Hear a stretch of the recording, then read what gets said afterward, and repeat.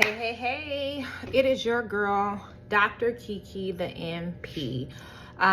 Just my little nightly rant, and I wanted to jump on here tonight to kind of go over some myths, some misconceptions, and some mistakes. The top 10 biggest mistakes and myths or misconceptions that new and inspiring, and sometimes even already aesthetic injectors kind of go through. So I did write down and jot down like some of the most important things that I want to make sure I cover. So you may see me look down at my notes, but I just kind of want to make sure that I'm covering those most important things that I have identified as some things that kind of need to be debunked. So the first one is believing only surgeons can be aesthetic injectors. That is the biggest myth out there. Yes, they are highly skilled and we are not taking anything away from them, but they are not the only ones that can obtain the skill to be an aesthetic injector. There are nurses, there are doctors, there are nurse practitioners, there are dentists, there are chiropractors. So anyone with a medical degree per se, healthcare, can definitely take additional training to be an aesthetic injector. It is not just plastic surgeons. Plastic surgeons, yes, that is cosmetic, but this industry is opening up, and it is becoming really well known amongst all of the medical field people. So anyone that is willing and have the licenses to take these trainings can actually learn the skill sets to be an amazing injector. So do not believe the hype that only injectors are surgeons or plastic surgeons or even doctors. A lot of clients, they have it really bad with just saying, well, I'm going to go to a plastic surgeon, I'm going to go to a doctor, and they kind of discredit the skills of the nurses and the nurse practitioners. Do not let that deter you from entering this field. Everyone has their preference, and by all means, if that's who they choose to go to, we're not knocking them, but we are definitely skilled, and there are more medical providers that are able to come on board to be an aesthetic injector. So that is the first myth that I wanted to debunk, because that is not true. Number two is underestimating the importance of hands-on practice. I see so many people want to jump into this industry, just kind of roll over and be an injector, but don't want to invest into that initial training, or they want to try to do it the cheap way where they go to YouTube and Google for their initial training. Please do not be a Google trainer. Do not be a Google trainee per se. Get that initial hands-on in-person training, and then if you decide to go to Google or any other platforms that has training videos as a resource for you to kind of see what else is out there, by all means. Hey, I have a bunch of webinars that I have on save that I go back to, and I just kind of watch and see how people do things. But do not make that your initial investment for your hands-on training and just say you're this world-renowned injector. We need training. We can't, that's just like someone just coming into the nursing field and just saying, hey, I'm a nurse. And you see what happened in Florida not so long ago with that school that was passing people and allowing them to just take the boards.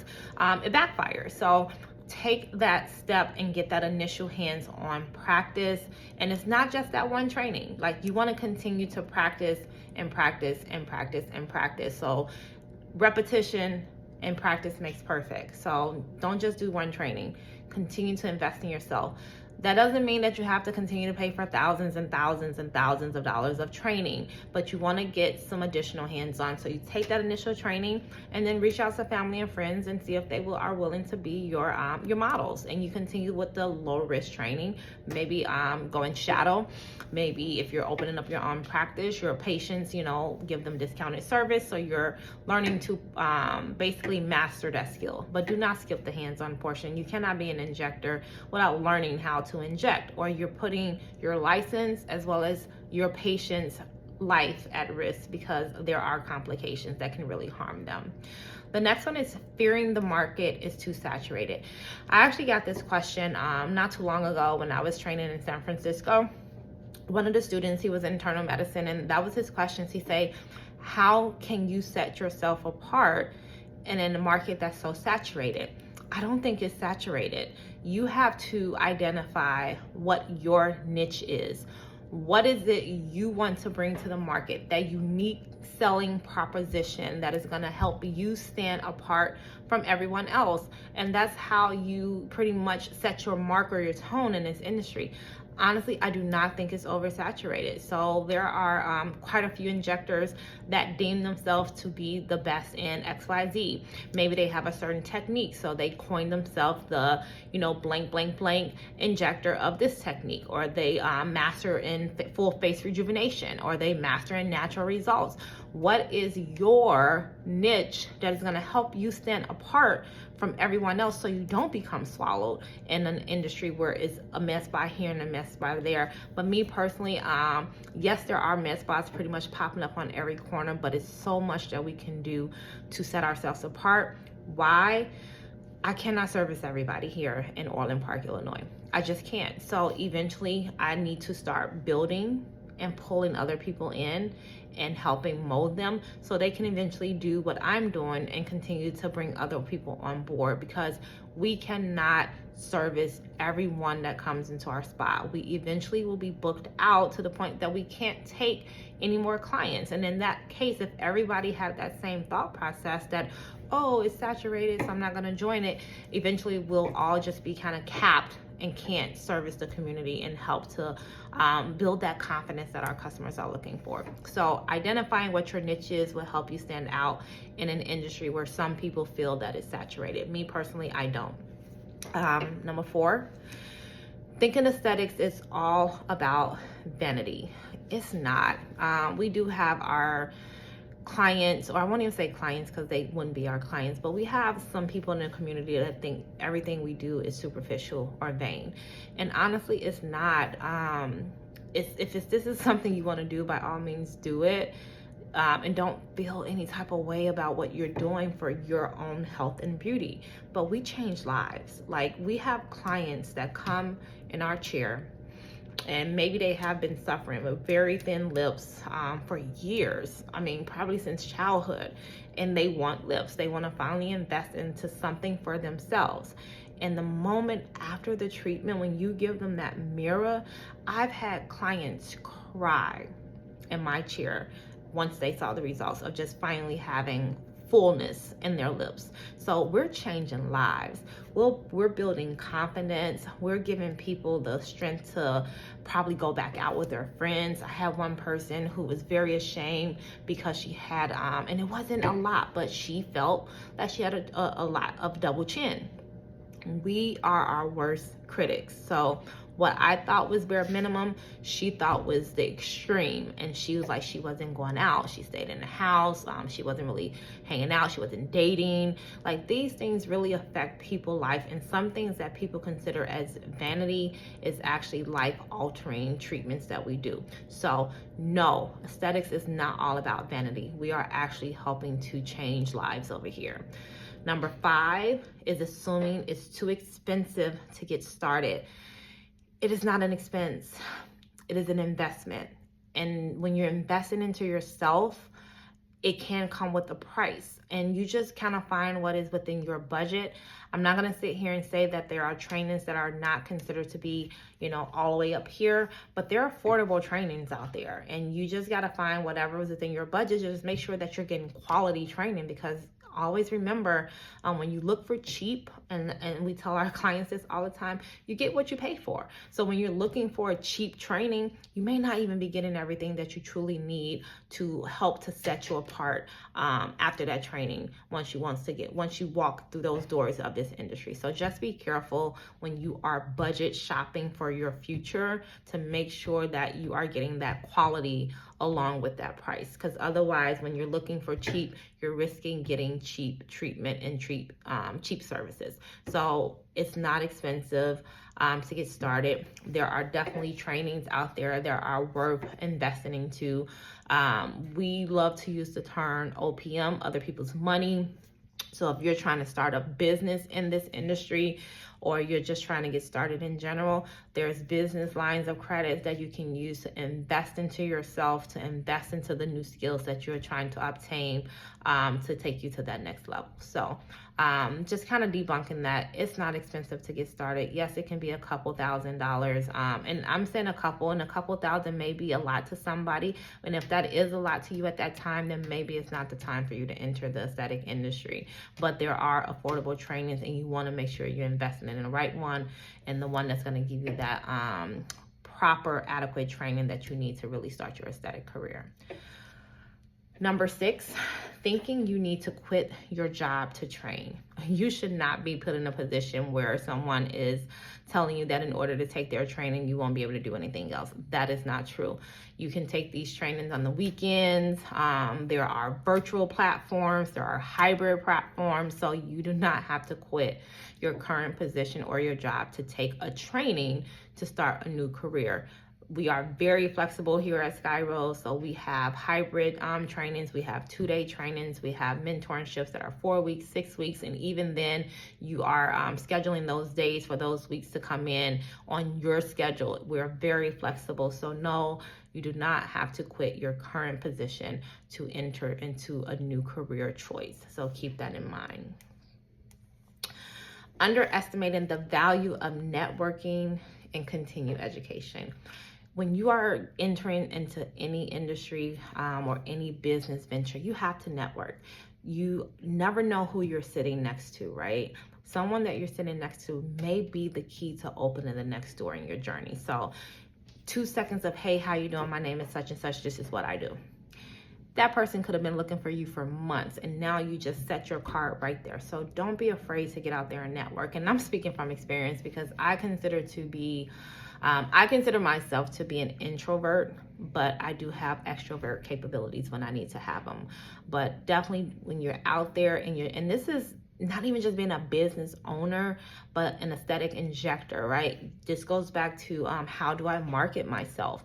Well, you got to market yourself by networking. If you're out and about and you work at a med spa, maybe they gave you business cards with their spa name on it, or maybe you just create your own ones for your personal brand. And when you're out of these networking events, pass those cards out and have them come and see you at ABC Med Spa. But you have to network. Continuing education, it is just like nursing. We are forever learning. Things change. They are very dynamic. So you want to make sure that you're always staying ahead of the trend or learning whatever innovative things is dropping into this industry, because there are always new techniques hitting the market. There are always new products hitting the market. And so you want to learn about those products to see if you may be interested in bringing them on board for your clients or even add a new treatment. So continuing education is a high priority when we are in aesthetic injectors, because there's never enough that we can learn. And if you also want to be a highly sought after injector, then you want to learn multiple techniques. You want to be able to treat all of the areas of the face, and some areas have to be treated with other areas in order to truly balance out your client. So you just can't stop at basic training and think you can do advanced areas. That's not how it works. So you have to be ready to invest into yourself. This is a lifelong investment that can set you up for the future self that you're hoping for. So just keep that in mind. Number 8, assuming there is no need for continued education after initial training. And that just kind of piggybacks off of underestimating the value of it. Again, you have that initial training, you're mastering that for maybe a year, and now you're interested in a different area that's considered to be advanced. Get that training. Do not go to YouTube. Do not go to Google. Do not try to figure it out by playing in somebody's face. This is somebody's face. So take that seriously. How would you feel if you went into a place of business where you thought you were going to see an expert, and it's somebody that just kind of came out of nowhere that they hired that has no credentials, that's just playing in your face? So make sure that you understand that continuing education in anything that we do, whether it be nursing, aesthetics, mechanics, dental, anything, we have to continue to learn. We need our CEs to get our license renewals in most of these states, especially in Illinois. Aesthetics is the same way. You want to continue to learn as many techniques as you can, because you're going to potentially get a client that may have a certain anatomy, and you want to be able to know how to address all types of anatomy based off of nationalities too. Not all faces are created equal. Remember that. Not all faces are created equal. So you have to know how to handle and treat all types of clients that can potentially sit in your chair. And in order to do that, you have to basically register for different types of training that may be focused on diversity in aesthetics, or maybe focus on how to do a chin with this type of nationality, or how to do the cheeks, how do this type of nationality like their nose. So not everybody wants a pointy nose, not everybody wants a square chin, not everybody wants flat cheeks. So you got to understand how to treat all the clients that can potentially come across your chair, and not just have a cookie cutter pattern for everyone. And in order to do that, you have to be willing to continue your education in this industry. Number 9, overlooking the importance of patient consultation and communication. That consultation piece is huge. Your consultation should not be a 15-minute conversation when you're meeting the client for the first time. Some of our consultations are about an hour, and sometimes they can go a little bit over an hour depending on how deep you're trying to dig into this client's medical history, because you want to understand who you're taking on as a client, right? What is their medical history? And not just medical in regards to blood pressure and diabetes, but what is their aesthetic medical history? Have they had treatments before? What treatments have they had? What were the results? Did they like it? Did they not like it? Anything go wrong? Why didn't they go back? You want to understand who you're taking on as a client, because not all clients are your clients. And so there's a saying out there that says there's a client for every injector and an injector for every client. And sometimes you may not be that injector for that client. So you want to make sure you guys match, energies match. You do not have to treat everybody that comes in, but you're able to identify if this is someone that you want to bring on board at your location by doing that in-depth, comprehensive consultation and just having that open dialogue with them, making sure that you're understanding what their expectations are. The key in this consultation is setting realistic expectations. You have to set realistic expectations in the beginning. This helps you to avoid conflicts and clients that are not happy with their results. So that consultation part and that communication part is pivotal to helping you to create a great rapport with your clients. And number 10, last but not least, not investing and I'm sorry, not last but not least, but not investing in high quality products and equipment. And so with that, you want to always understand what equipments are you going to bring on? What things are you hoping to, what services are you hoping to offer your clients? Do you have the working capital to bring on this machine? So you want to definitely make sure, you want to definitely make sure that you are doing your research when it comes to the equipment and the products that you need, because you want to make sure these products and equipments are FDA approved in the United States. Do not cut corners. There have been plenty of cases where providers have been arrested, pleaded guilty, imprisoned because they try to cut corners and get things for a cheaper price. We pay too much for our license to try to save a few dollars and jeopardize that license. So do your research. Find out what your budget is for that equipment, for those products. Make sure you ask questions. Make sure you meet with the reps so they can explain how their product works, and that these are the things that you want to bring on board that's going to yield the best results for your clients. And then the other and most important thing that I did want to kind of add on is ignoring the business side of aesthetics. Not everybody wants to be a business owner, but you gotta have some sort of understanding of how business is ran. That's including marketing, that's including knowing your numbers. So you don't have to necessarily have any business background, but eventually you wanna meet with someone, a med spa consultant, someone that's probably doing what it is that you wanna do, so they can educate you on the most important things on how to set yourself up appropriately when you are trying to start your business in aesthetics. Again, you don't have to have an MBA. It's a plus, but you don't have to, because there are many business courses out here that are like really quick certifications, or again, just hiring a consultant that knows what they're doing, that can train you and teach you, important to you, and now you have those resources that is yours for life and evergreen. So it's setting you up, but you got to have an understanding of the business side if you're going to try to run a med spa. You cannot go into opening a med spa blindly and not understanding how formation should be, not understanding what your numbers should be, not understanding the importance of marketing, working capital, and things like that. So don't take that part for granted. Don't just think, hey, I'm a nurse, I'm just going to inject and make a few dollars.